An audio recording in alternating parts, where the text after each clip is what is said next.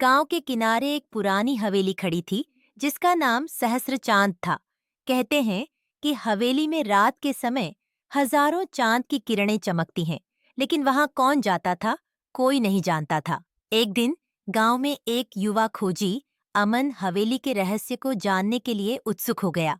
अमन ने हवेली की ओर बढ़ते हुए देखा कि उसके चारों ओर घना जंगल था। हवेली की पुरानी दीवारें ध्वस्त हो चुकी थीं, लेकिन एक अजीब सी चमक रात के अंधेरे में भी देखी जा सकती थी।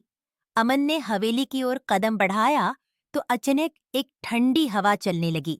हवेली के दरवाजे पर एक ताले का निशान था और अमन ने समझा कि यह के दाय कौस संदाच कि यह एक संकेत था। अमन ने दरवाजे को धकेलते हुए अंदर प्रवेश किया। हवेली की दीवारें अजीब सी चित्रकारी से भरी हुई थीं और एक प्राचीन किताब एक ताज के नीचे रखी हुई थी। अमन ने किताब को निकाला और देखा कि वह एक रहस्यमयी भाषा में लिखी हुई थी। किताब में लिखा था, सहस्र चांद की किरणों से खोलो दरवाजा, तभी सच्चाई का पता चलेगा। अमन ने हवेली की खिड़कियों से बाहर देखा।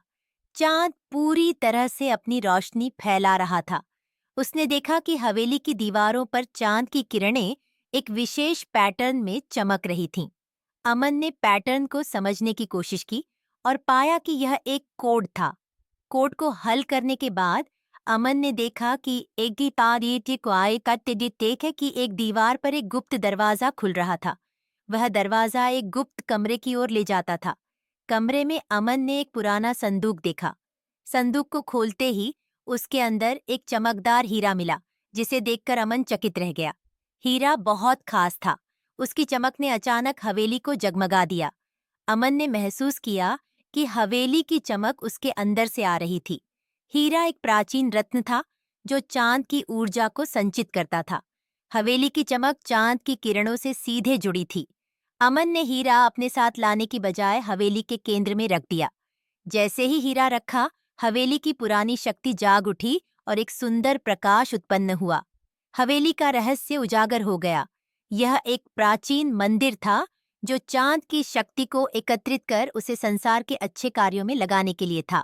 हवेली की रहस्यमयी ऊर्जा ने अमन को आशीर्वाद दिया। अमन ने गांव लौटकर हवेली की कहानी साझा की और सभी ने मिलकर हवेली को फिर से संरक्षित किया। हवेली अब न केवल एक रहस्यमयी स्थान थी, बल्कि एक प्रेरणा का स्रोत भी बन गई।